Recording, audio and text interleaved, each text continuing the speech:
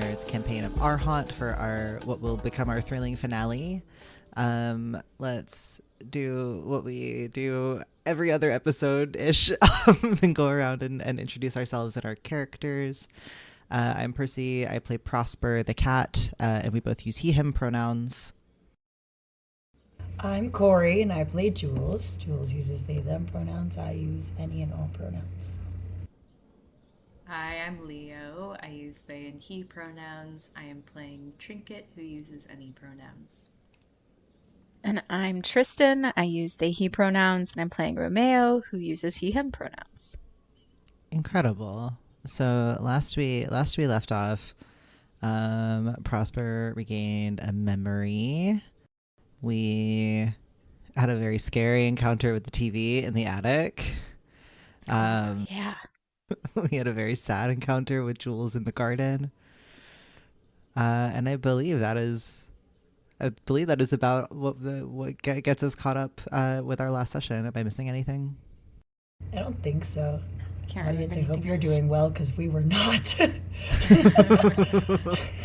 Hopefully you've had a nice cup of tea and maybe some chocolate, because I needed a lot. Oh, it was a rough time.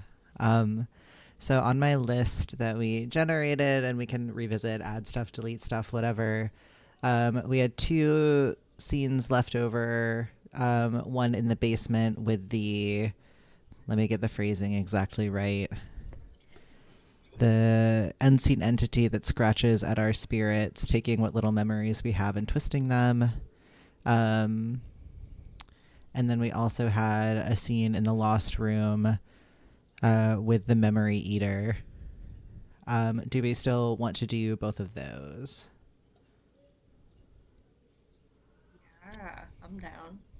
I'm down. They do kind of seem a little similar as That's what I was going to say. Mm-hmm. And I think we all need a types. lot of resolution. It might be good to just dive into one and have everybody tie into that. Yeah, do we have a preference between the memory eater or the unseen entity scratching at our spirits? I don't have a preference. I don't either. I'm wondering if memory eating, memory stealing is just the theme. Yeah, I wonder if we don't actually Theme need of the to. day. Seems to be a thing. So would that mean we would do the basement instead and leave the lost room first? Yeah. Lost room is just our little hangout and John. Okay, so we'll keep basement, unseen entity. We'll 86 the lost room, memory eater, and let memory eating simply pervade.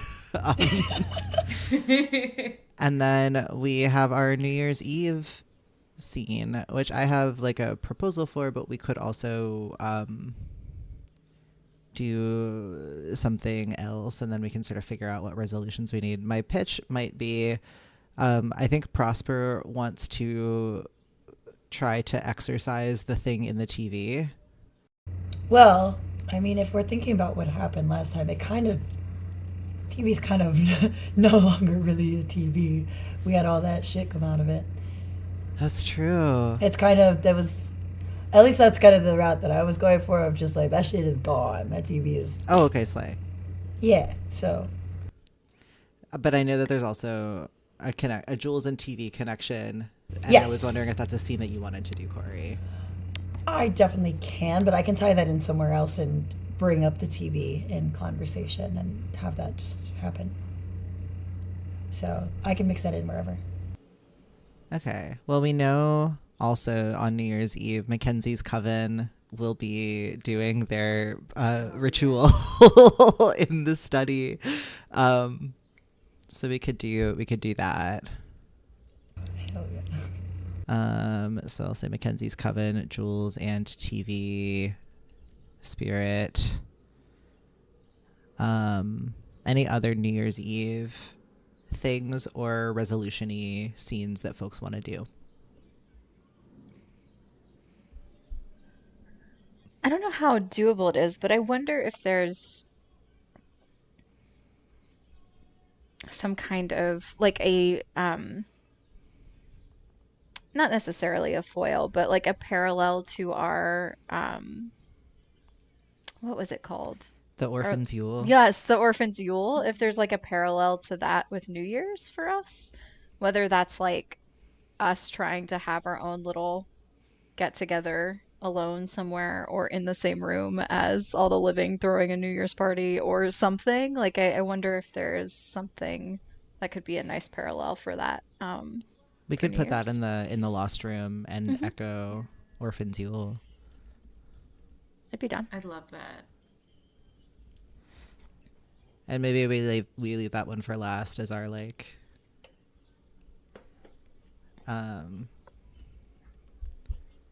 cool. And then we'll make some space for just like any wrap up quick things that we want to narrate or play out. Okay, basement scene, New Year's Eve, Mackenzie's coven. Something with Jules and the TV spirit. And we can sort of figure out in the moment what makes sense for that, Kory. Ghost New Year's, Ghost Y2K, and then any wrap up stuff. Does that sound like a doable plan? Yeah. We got a lot of work to do, y'all. I just remembered it's Y2K. I do think the Coven should be trying to do something with technology on Y2K. Oh, Like, yeah. they should be trying to make it Absolutely. happen or keep it from happening. I feel like there's something there. We can Yes. save the world. Technomancers. Yes. Absolutely. What was that one? What was that character from Buffy who was like the computery witch who was very briefly Giles's love interest? I don't know. I haven't Oh, watched any Buffy. I should. I know. I also have She never shaped watched my any life. Buffy. Techno pagan, Yeah. Yep. a techno pagan, incredible. Oh, man. All Buffy made me question everything. right. Okay, Great. bro. Okay, so we are beginning, I believe, in the basement. So Lee, are you good to Yes. do basementy Okay. things? So basementy. Let's see who Who wants is to be down here? going to the basement. That is a good Jules, question. Romeo, Okay, so Prosper, or a combination thereof. let's see. I can be an NPC if somebody wants to be a ghosty. Oh yeah, because Granny's down here too. It's a whole party. Yeah, Grady Simpkins is down here. Granny! I mean, I'm happy to be a ghost to have Romeo in this. I do. Maybe I'm worrying too much about it, but I do feel like Romeo had like that big moment with the Scribes. scribes. Yeah. So if we're Oh. doing something with a memory ghost of some kind, it almost feels like Romeo's getting two big moments around that. I don't know if we want to mix I it was- up. So, treat yourself. I mean, I have a similar feeling about Prosper and the TV in the last session. Like, I don't want. Yeah, Y'all can all be down here. that's true. We could all three of us be down here. Party! I will say, I feel like Jules and Romeo aren't often in the same scene. Yeah. So it could be nice to have all Well, of us that could doing tie in. something. Yeah, let's all go down the basement. Okay, let's do that. To the basement. Leah, bring us in. Right, we return to the basement. I don't think that our holiday decorations have been put away quite yet. I think that those take a long time to return to their sad boxes from the upstairs realm. I don't think any new machines have broken. We are at our normal capacity of what was it, like 1 of 3 working washers and dryers. I think they're humming along right now. Somebody's doing, I think it's laundry day, so like the washing machine and the dryer are both going, and they're pretty shaky. And so every now and then you just get this big like ba-boom, ba-boom, ba-boom, ba-boom as they come a little loose and wobble around. And so that's sort of the soundtrack to this meeting. Do we open with both Romeo and Jules in the room at the same time? Does one of y'all want to enter first? I can be sitting on the dryer. Nice. Yeah. Jules, you're sitting atop the dryer. It's thrumming along. It's what's Jules's like temperature sensations like in this current form? The only thing that Jules really has a sensitivity to is cold. Well, this dryer is definitely not cold. It is on the brink of overheating. So whatever that feels like to Jules Great. as they're shaken about, that's what's going on. The mold that was sort of like thick and fuzzy across the space has retreated a bit. It's not quite so dark and thick. It looks a little bit more like your run of the mill basement mold. And you see the doors to the non-working machines just sort of like hinge open and every now and then flutter a little bit, just like with the echoes of movement from the working machines. When was the last time anybody cleaned down here? Ooh, I don't think anybody chooses to clean down here. I think that messes get obscured by the new items that relocate every time somebody moves out. And so it's not that you can necessarily see like a terribly dirty floor or like you can see cobwebs for sure, but like most of the floor space is just covered with abandoned broken furniture. There's a bunch of boxes of VHS tapes. And like a bunch of cases that don't have tapes in them anymore, and tapes that are missing cases and like in the wrong cases, and all those CDs. Yeah, everything that like college kids leave behind when they leave college. You know it's bad when you're the youngest thing in a room. Ooh. I wonder if there's anything good on these tapes. Could use some entertainment. I'm gonna go ahead and see if I can try to actually move any of them. Let's see. Sure. I think the first box you come across, there's a bunch of like there's a bunch of old like more kids movies. There's a bunch of Land Before Time tapes. There's there's a few Disneys in there. There's like some of those like off-brand cartoon movies that everybody like thinks were Disney but were not Disney. You see a couple of like Sailor Moon VHSs. Maybe there's like the Doomtree box set. I don't know if that's the right year. I don't know what year that came out. No, actually that's probably later. Never mind, you don't see that. That's probably later. Don't tempt me with a good time. Damn it. I know. Well, this one's good. Oh, the mom dies. This one's okay. Oh, she doesn't get him. What about this one? Oh, they all die. Okay. Wow, no fucking good things to watch. Give me an amateur video. I want somebody's OG masterpiece. Give me the good stuff. Prosper, are you Prosper? And Romeo starts coming down the stairs.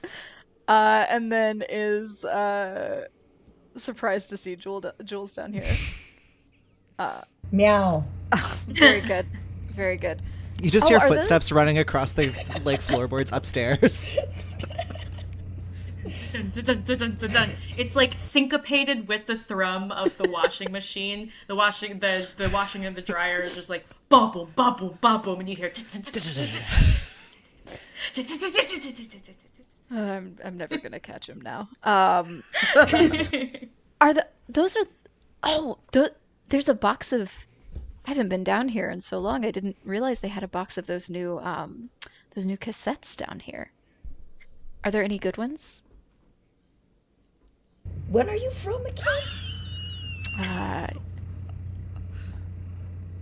The past. Yeah, sometime not sure. now. I'm pretty sure Okay. they dress very differently than I remember. Um, Well, this might be from your time, and I'm gonna point at Land Before Time. Uh, no, I don't believe. I don't believe it Dinosaurs don't look familiar? No, is this the one of the Walt Disney collection? I was never really into children's movies. It seems animated. I'm an old soul. Okay. You're making a joke. Oh, you're making a joke. Yes, it's one of my more redeeming qualities. I get it. Do you? Good job. Anyhow, As you both rifle through these boxes of media, I'm gonna ask you both to tell me if you find something frightening in these boxes. I don't know if this ever would have been released on VHS. It's so funny when we put ourselves in a specific time and then we have to be like, did this exist? I know, I'm like furiously Googling. Yeah, I think mine is, and I know this isn't necessarily what you meant, but I think it's fun. Mine is, there's a VHS of a movie called Night of the Hunter, and I look kind of like a little shocked and a little put off when I see it, and then I say, "Oh, this was an excellent film. I don't think I could watch it again, but are these the children's? Why would they have this?" I guess your palate isn't as refined as some other kids. And then Jules, do you find anything frightening in this box? Trying to think. I don't think frightening. I think there are things that I recognize, but not necessarily frightening. Cool. Romeo, you can go ahead and take a token for revealing something frightening in the basement. Oh, nice. Thank you. Yeah. And Romeo, as you're holding this case of the Night of the Hunter, you start to hear these echoes in the back of your head as though the movie is like playing out, but sort of far away. You hear the voices, "May God have mercy on your soul. I got you all buffaloed. You ain't none of you gonna get out of me." I love you for this. You hear the sound of like children playing, maybe singing a little nursery rhyme, and then some screams and some dramatic music. And this is just Romeo hearing this, right? Not me. This is just Romeo. Amazing. I think there's a moment where Romeo is kind of drawn in because I think he doesn't often get to watch movies that he would want to watch here or that he respects very much here. And so I think there's a moment where he's drawn in, but then maybe he doesn't remember anything specific, but there's a feeling of like, you know, like how a song or a smell can like take you back. There's that feeling of like being taken back in a sense, and it really startles him. And I think he like drops the case and kind of falls backwards, which for him probably looks like forgetting not to float, and like falls backwards and is kind of floating in the air with his feet up. What's wrong? Cat got your tongue? Did you hear? Could you hear that? I can't hear you over whatever the fuck they are washing. I think it's bricks. Yeah, that's right. Also, what happened to you? Why are you like a Picasso? Just trying something new? It's nothing. He Looks covers like his something. chest. It's a the TV got me. What TV? Do you spend any time in the attic? I spend a lot of time in the attic. What's it to you? The TV got me. What the fuck did you do to the TV? I didn't do anything. Why are you? What the fuck did Do you you do to the see TV? what the TV did What to me? the fuck did you do to the Oh TV? my goodness, Jules. I did nothing to the TV. The TV was trying to eat Prosper. Did it say anything? Did it say? It's always saying things. That TV nonstop talks. What did you do? I did. Why are you so concerned about the TV, Jules? Why are you up in the attic messing with stuff that you do not need to be concerned with? I didn't want to mess with the TV. I went up, it tried to eat Prosper. I got Prosper out. And in the process, the TV did this to me. Before I go up and find out myself, what condition is it in now? It's a TV. It's not just a TV. I didn't break anything. So you're telling me I'll go upstairs and it'll just turn on? I don't know how it works. It's never turned on when I've pressed a button.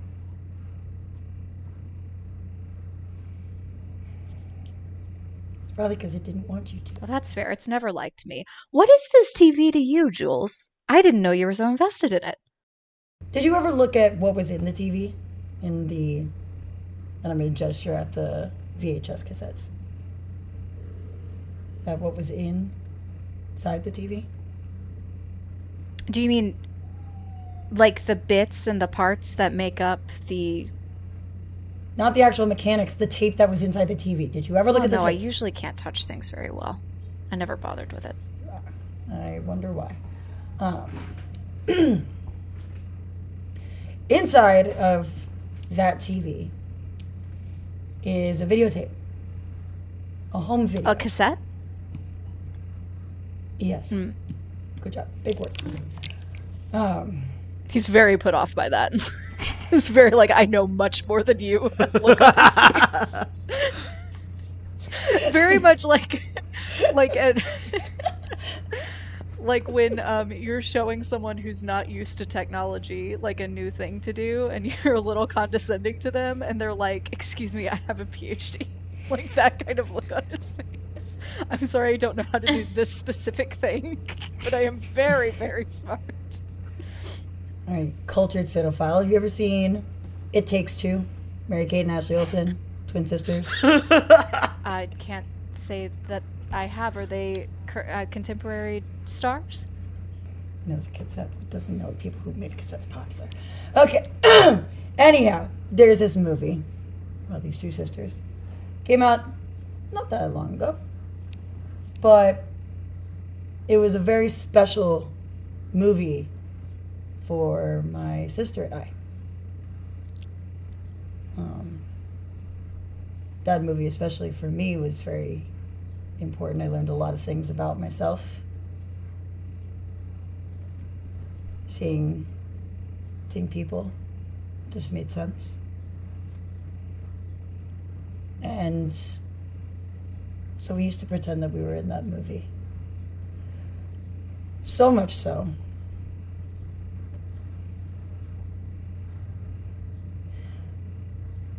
we used to record and like act out scenes from it. I brought that with me when I came to school.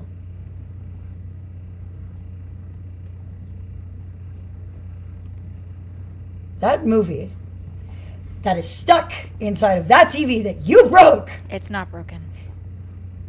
Oh, I'm sure it's not. I'm sure it's great. I'm sure it's so good. I don't think something that you play around with lightly would just casually slash you in half. Should I have let it eat Prosper?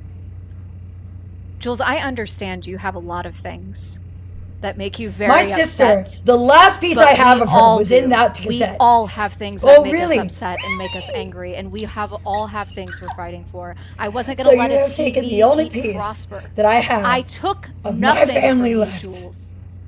It's been a long time since I've been this angry. I took nothing from you, Jules. I Congratulations. saved Prosper, who is very important to me, even if he isn't to you. And I am using Jules' lure to get a token, by the way. I say casually as if my chest isn't pounding from tension. Yoink. Imagine just laying into someone, then you're like, I just want that token, thank you. I'll give it to you for a memory later, I promise. Get wrecked. As both of you feel your metaphorical blood pumping, the what would be The goo juice. temperature in your bodies goo juice. rising, you almost feel the sensation of like something outside of yourselves like turning up the volume on whatever it is you're feeling right now. You both have this sensation that yeah, of course you did the right thing. You both have this certainty in your heart of like, you're right. You're right. They don't know what they're talking about. He doesn't know what he's talking about. You're absolutely right. It's incredible. You can't really like hear the words exactly in your head, but it sounds like it's your own thoughts, but it's also a little foreign. I don't think Romeo is like at all picking up on this being something potentially external, and I think at this point he's definitely floating and in as close to Jules' face as possible unless they keep moving. And I think also his halves are starting to slip a little bit as he loses a little bit of control over what he looks like in his like emotional response. I'm going to use a ghostly ability with great consequence. Hit me. Well, also that. No, I'm going to actually hit you. With Jules, it might actually just be hitting It could you. happen. No, it is. I'm 100% serious. I'm going to lash out at you right now. Tell me how you do it. And do you have an idea of what the great consequence is? I'm going to separate your pieces. Yeah, I'll counter offer. I have a counter offer. Do tell. Because otherwise it feels like a great consequence to me, not to you. Here's what They didn't define who the consequence is Fair for. Technically, it's in the I have a writing. counter offer, which is what if you do that and I fall and it looks like you have somehow killed my ghost for an extended period of time, but I am able to pull myself back together. Would that be something that's effective for you and or Jules? Yeah. Okay. What does it look like as Jules does those? Yeah. Tell us what you do. I think I'm going to lean in as close as I can and say, well, she obviously didn't finish the job, so please allow me to. And just try to grab on with everything that I can and rip apart. Like you're holding a banana and you split it. No one else does that to a banana. Yeah. I'm just never going to be able to look at a banana the same way. I think at this moment you hear another like da-da-da-da-da of footsteps running towards the stairs, and you see Prosper slip down the stairs and come around the corner and see Romeo in two pieces, motionless on the ground. And he looks up at you and he says, "What are you doing?" You have exactly 10 seconds to get out of this room. Or what? Or I might not be able to control what happens next. As you say that, Jules, you suddenly are hit that same sensation that you were having of like, you're absolutely right, don't back down. It's like a switch is flipped. And that same like whatever that is inside of you is like, wait, what have you done? What have you done? Why have you done this? What reason did you have to do this? Why have you done this? I need to go. Prosper looks at you and looks down at Romeo and is kind of like nudging at Romeo's like neck and shoulders, trying to sort of like he's trying to push Romeo back together, and he doesn't know. I don't think he says anything. I think he's just like his focus completely leaves you. Or maybe all he says is "go then." I'm going to float up to the attic. There is a gravitational pull on you from the dryer that you were sitting on, as though it was like a planetary mass and you're attempting to leave its orbit. It pulls at you, and it's sending all these sensations that start to contradict one another. You feel a sensation that is, yes, no, I've absolutely done the right thing, I was justified. You feel another sensation that was like, why do you do this? Why do you always do this? Why do you always lash out for no reason? This gravitational pull starts to bring forward this confusion between what's just happened and what little is left of what you remember from life. If you're looking for answers, I don't have any. Kind of busy right now. Who is that said? Is that said to Prosper or just something else? Just to myself. I think Prosper is sort of like, what do you mean you don't have any? You just hurt Romeo. I'm going to start twisting myself into a bunch of different shapes to kind of reflect what's going on. Almost like ferrofluid with the magnets. Prosper has a paw on Romeo and is looking and is sort of like, do I have to do something about this? And is kind of frozen, like tail straight up. There's a sense as you twist yourself, Jules, that almost like when a muscle gets like a deep stretch that's like on that brink between pleasure and pain of like, oh, if I could just stretch a little bit more, then I'd reach it. If I could just stretch a little bit more, then I'll crack that joint. If I could just stretch a little bit more. You feel this urge to keep twisting as though something will happen if you just twist a little bit more. At this point, it's basically sounding like I'm trying not to scream, and I just want to scream. But I can't let it out. And I am going to use another ghostly ability and pour my pain and fear into Prosper. Is it with righteous anger or great consequence? The two genders.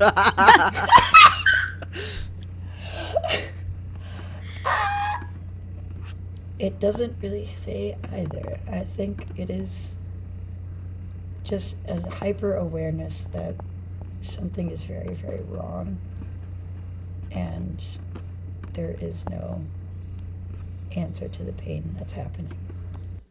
I think as this happens, as this, like, I think sensation of a scream builds as though Prosper himself were screaming, like in his chest. You see him turn into a dust, like a smoky sort of outline of his form, like his corporeality completely goes away as he absorbs this. And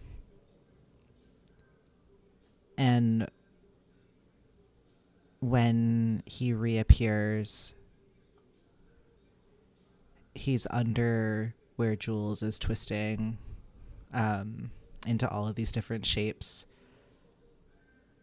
And I'm going to overstep my bounds and try to pull Jules back down. Like, I think Prosper reaches up and sinks his claws into this sort of most accessible part of Jules that he can, not in like an aggressive way, but in like a, I'm going to try and anchor you way. As you start fighting against the physical and emotional gravitational pull of the washing machine, you start to feel the sensations yourself, where you have these flashes of rightness and wrongness, of a desire to seek vengeance, a desire to feel justified in every choice you've ever made.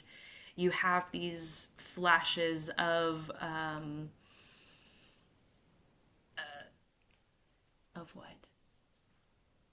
You have these flashes of life lived, and sometimes you can just see through your eyes. You're at different heights. Sometimes you're close to the ground. Sometimes you are standing at like the average height of a biped. This confusion swarms you as you attempt to anchor Jules. I think Prosper, who maybe the one thing that he has certainty of is his sense of what is right and what is wrong, can recognize that this sort of wavering, these conflicting desires, this sort of rapidly cycling thing is not coming from himself. And I think he'll just shout, "Who's there? Who's doing this?" And he'll look to the washing machine. The washing machine continues to thrum, and with every thrum, you start to hear like a single monosyllabic word, just "let me have it. Let me have it." Prosper is going to let go of Jules, and I will spend 2 tokens to become a shadow and stalk my prey with perfect finesse as Prosper disappears. And he's going to sneak up and close the door of the washing machine. The door of the washing machine. Wait, but the washing machine was on. Oh, then what he'll do is he'll unplug the washing machine. Dastardly. So as the washing machine is unplugged, it starts to slow. You still hear the words, "Let me have it, let me have it, let me have," and then you hear this big slosh as all the water that was like in centrifugal, what's the word? Centrifugal? The drum. Motion. It's centrifugal. Yeah. Centrifugal, thank you. I only know it from the Faith Hill song. If I don't say it to the tune of that song, I don't know how to say it. So the water was being spun around the machine. It sloshes down from the top to the bottom. These clothes, you hear like a sock peel away from the ceiling as it all sort of like falls to the ground, and this wet slosh of a voice speaks out. "Why can't I have it?" How is Jules impacted by this? It's going to slow down enough to talk to you and say, "Cat, just let me go." Prosper jumps up on top of the... Actually, Prosper jumps up onto the stairs, even with the knowledge that Jules could float through the ceiling and leave whenever they wanted to. He'll just say, "You can go, but you have to fix Romeo first. Because even if you don't like him, we owe something to each other." I don't know how to fix him. Try. I'm tired of trying. I can't try anymore. You have to fix the things that you messed up. We all have to do that. You haven't been trying to do that this whole time? How's that been going for you? Prosper looks down at the 2 black socks on his front feet. Yeah, that's what I thought. You can't fix everything. And sometimes it's best to just let fucking go. But that's not fair. Life has never been fair. Afterlife has never been fair. We are dealt cards. Oh, for fuck's sake! And from the floor, Romeo says, "But it should be." Well, there you go. You still don't look good. You look like shit. He's not moving. He's just said, but it should be. Prosper runs over, and like I will show my open desire for affection and kind of curl underneath one of Romeo's arms, and then peering kind of over Romeo's head at Jules, say, "You're not helping anything by being here. Just go." I'm trying. Then get out. Again, trying. Remember the thing you told me to do? Does it look like I'm trying to sit here? I look at the washing machine that is now motionless, and I'm like, "What's keeping you here?" I can't fucking move. Ta-da! Kory, what does Jules actually need in this moment? Is it to leave? Like, is that what Jules thinks that they need, or is that what they really need in this moment? I think it thinks that they need. Do you know what they need in this moment? No. Okay. You hear a voice from behind the boxes call out, "Now what's all this fuss about?" Oh, God. Prosper says, "Granny." Well, you know I can't come out there, so you'll all have to come in here if you want my help. And Prosper goes and he starts to use his front paws to push the boxes away from where she lives on the wall. There's this lovely, almost like an archway framing Granny Simpkins of cardboard boxes where she sits on the floor. She's gotten a little plumper, a little more hale, a little red in the face, but still very much tethered to where she sits. She says, "I know a thing or two about being stuck down here." Oh, good. As I can see, you haven't been able to leave either. Oh, no. That's great. No, I have not, and I think it's the same little beastie keeping both of us down here. Now, You've got to be kidding me. Now, my dear, I think you and I have something in common, and that is that we have in our time sought great vengeance. Isn't that right? I don't think completely. No. I think there's stuff that I didn't get to do. Oh, I see. Well, that's another thing we have in common, dearie. Now, that thing over there, and she gestures to the washing machine that's still sort of like gurgling as the water drains out of it. That thing over there has the beastie lives inside it these days. It didn't always, but for some reason it's chosen that as its little shell. It's like a little hermit crab. Every time another shell moves in here, it just moves on up and gets a little bit bigger every time. And that thing in there just loves the taste of that desire for vengeance.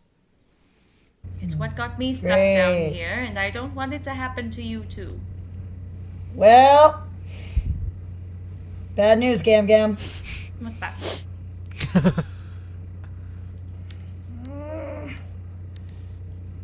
Lady, Yes? I'm stuck. It's already done. Oh, just for now. Let me see. I don't know if I trust your judgment on this. Oh, well, you don't have to trust me. She starts, like, rifling through her long hair, and just is, like, pulling out little odds and ends every now and then. At one point, she pulls out a needle and thread and offers it to you, Romeo, and says, "Could this be of any use to you?" I think he tries really hard to reach from the floor. Prosper goes and gets it and brings it to Romeo. You see that the thread in it is like this deep, like this deep but bright, like oxblood red. That's remained vibrant. It's like a thicker thread, like maybe it's got almost like that waxy texture to it. I think when Romeo gets it, it's like a little bit of a little bolt of energy for him, and I don't think his legs are moving at all at this point, but he like army crawls his torso to his legs, and as soon as he touches them, they become kind of in motion again, and he'll start sewing himself up with a good old blanket stitch and say, yeah, I was always pretty good at stitching, hand sewing, embroidery. Well, not many people knew that. He'll keep sewing around his torso. Oh yes, I can see that's fine handiwork. That's just fine. Good for you, young man. Now let me see, our friend, what was it, Jules? Jules, you don't come to visit me very often. Why is that? I don't keep company. Oh, I see. Bit of a sourpuss, are we? She's still rifling through her hair, and then eventually she pulls out, what does she pull out? She pulls out a bit of wool, like raw wool, and tosses it over to Jules, to where you would be able to pick it up. Prosper instinctively tries to catch it out of the air and then No, Kitty, bad.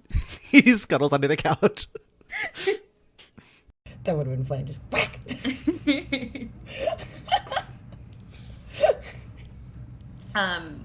Yeah, does Jules have any interest in picking up this wool? If you're looking for a knitting partner, I don't know how to knit, and I don't really want to. Oh my dear, no. I do not want to keep your company any more than you want to keep mine. You do bring down the mood. Yeah, been told that a lot. Granny Simpkin. Back them. Go off, Granny. I'm just saying, we do have a lot in common, and I think yet another one is that we do not want to remain stuck down here with one another's company. Am I right? Yeah, I'll agree on that. Great, then pick up the wool. Jesus. Buy me dinner first. All right. It's still got that, like, oiliness to it that, like, if you've ever felt, like, raw wool before, it's still got that kind of animal oil. You can, like, just barely sense that on your skin.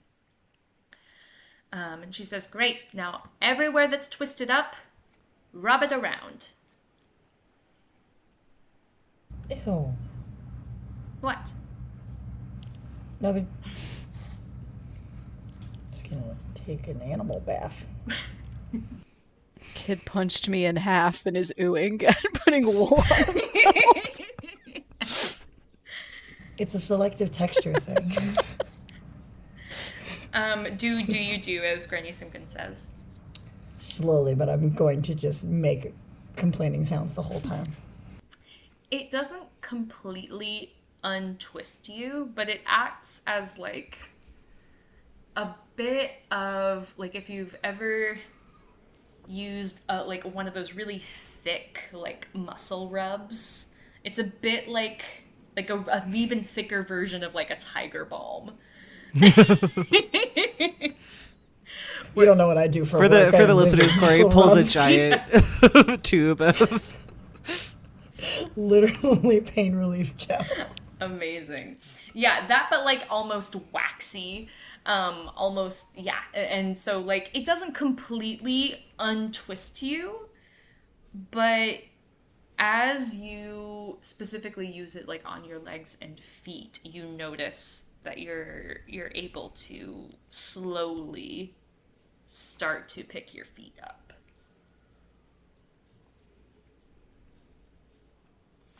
Now, why didn't this work for you? Well, because I made it. I'm sorry, what? The cure to removing a vengeful heart from the grasp of this beastie is to experience generosity and find some relief in a piece of care from others. But the longer you're in its grasp, the greater the care necessary to release one. You've only been down here a moment, so this is all it takes, thankfully. How does that turn into oil? How does that become goo? I don't know. What kind of care and generosity did you just give me that became goo? Just some wool. Prosper says from under the couch, you could try just saying thank you. I would like to know what I just rubbed all over myself. I don't know if you don't mind. You get to clean yourself a little bit easier than I do. It's just a little of the animal's oil. I don't know. I don't know what it... Listen, I dabbled in the apothecary arts. I dabbled in the magic arts in my life. I never really got it. I never really got the book learning down. Just some things worked. It's the first time Cliff Notes. Vibes-based witchcraft. Yes, exactly. I audited. I didn't actually get the credits. I just kind of tried stuff.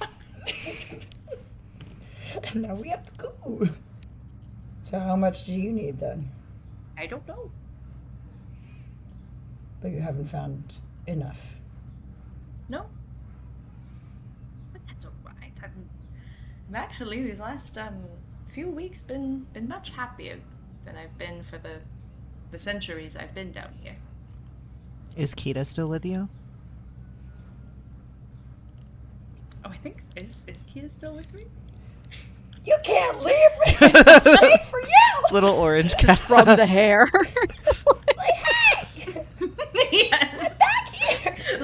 Like a almost like somebody hanging from like acrobatic silks, just like unfurls down from some strands of hair. Incredible. You should see how many things she has up here. So many things. So many things! Great! I like this. Haircut. Yes, yes, yes. Oh, the cat. We had another cat this whole time? There were 9 of us. There were 9? Mm-hmm. But some of them went beyond. Must be nice. Okay. We have cats. We have multiple cats. Now we don't have cats. Now we have cat and other cat. Now we have 2 pieces, 1 thing. Hair. Hair with goo.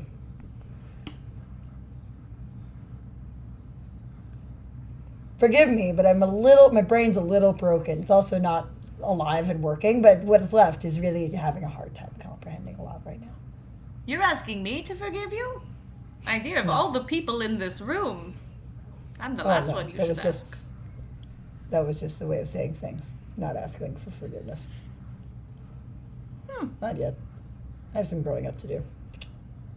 Well, best of luck with that. Self-awareness Yeah, with I no just like to action, try. Romeo says. Yep. I guess we all go through it. Prosper peeks out, like you could just see his eyes in the like line between the couch and the floor, and you hear just, if you wanted help with whatever you're mad about, you could have just asked. I didn't want help. Fine. That's why I didn't ask.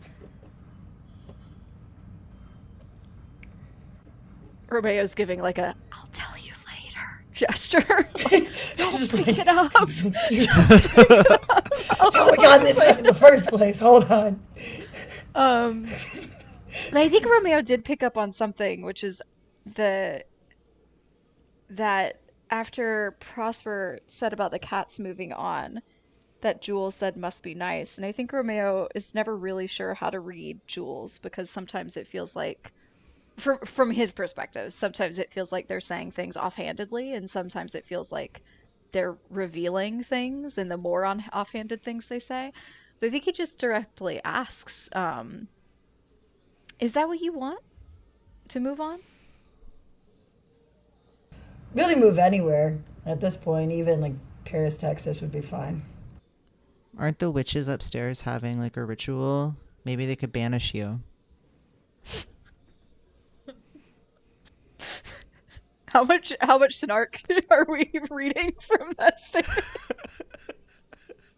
So much shade, but that was the best comment I think ever. You just hear Granny Simpkins go, ooh.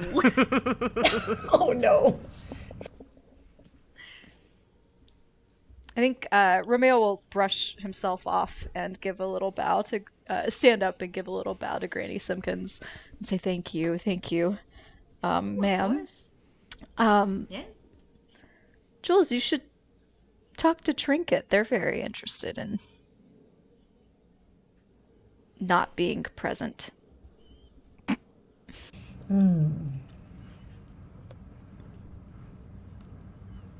I'll mull it over. Well, good. The more you talk to them, the less time you have to punch me in half. So stretching out his body and getting used. I wouldn't count all our eggs before we hatch and our halves before we unhalve. I think maybe one of the living residents of this house is going to come downstairs and check on their laundry. Oh no! As soon as the door opens, Prosper disappears. I'm coming in as Caleb. Caleb. Oh man! Yeah, it's just sitting in there wet. No! You don't know how long it's been in there. It does smell a little funky. No, this is Adrian's shirt. No! I was borrowing it. I hope that's not mold. It's probably mold. Maybe I could save that. Not the right thing to think about right now. What am I gonna do with this shirt? Granny Simpkins whispers to Jules, like, my dear, you'll probably want to leave before they plug that thing back in. Fair point. Thanks for the goo. Anytime. Well, not really. I'd prefer you didn't come down here very often, if I'm being honest. Feelings mutual. Later. And Caleb is going to scramble around and just try to figure out where the plug is without actually getting in any water because he doesn't trust that it's sanitary. Very fair. Very fair. We are never going to get our security deposit back. This is such a disaster. Do we even take pictures before we moved in? I don't think so. I don't know where the camera went. It's okay. This is fine. This is fine. I need somebody that is got a better immune system. Hey, Dale. You've eaten plastic before. I need you. As the living try to solve this problem, Romeo, do you have anything else you want to do in the basement?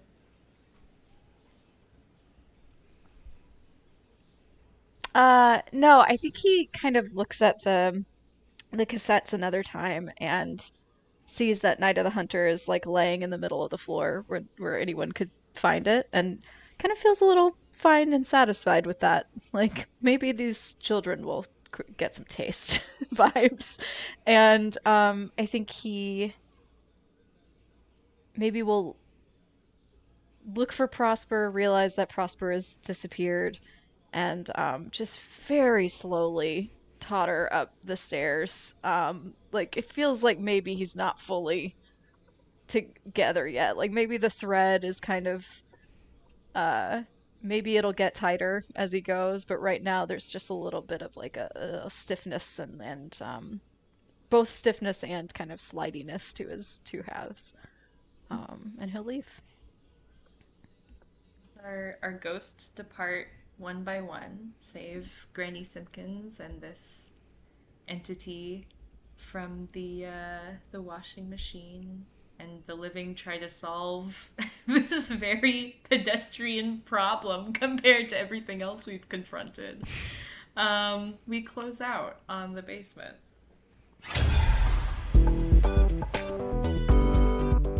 Dungeons & Drama Nerds is produced by Percival Hornak and Nicholas Orvis, and this episode was mixed and edited by Percival Hornak. Our core ensemble are Todd Backus, Jovane Caamano, Anthony Sertel Dean, Christopher Diercksen, Ben Ferber, Kory Flores, Mieko Gavia, Tess Huth, Romana Isabella, John Johnson, CJ Linton, C. Meaks Meaker, Leo Mock, Dex Phan, and Tristan B. Willis. Our game of Nedjadi's Our Haunt features Percival Hornak as Prosper, Kory Flores as Jules, Leo Mock as Trinket, and Tristan B. Willis as Romeo. If you'd like to help us continue exploring the intersections of theater and tabletop role-playing games, consider leaving us a review on your podcast app of choice or supporting us and getting access to our patron-only bonus content at patreon.com/dungeonsanddramanerds. You can find our social media and website links, including our cast bios, at the link tree in our show notes. And be sure to tune in soon for another episode of Dungeons and Drama Nerds.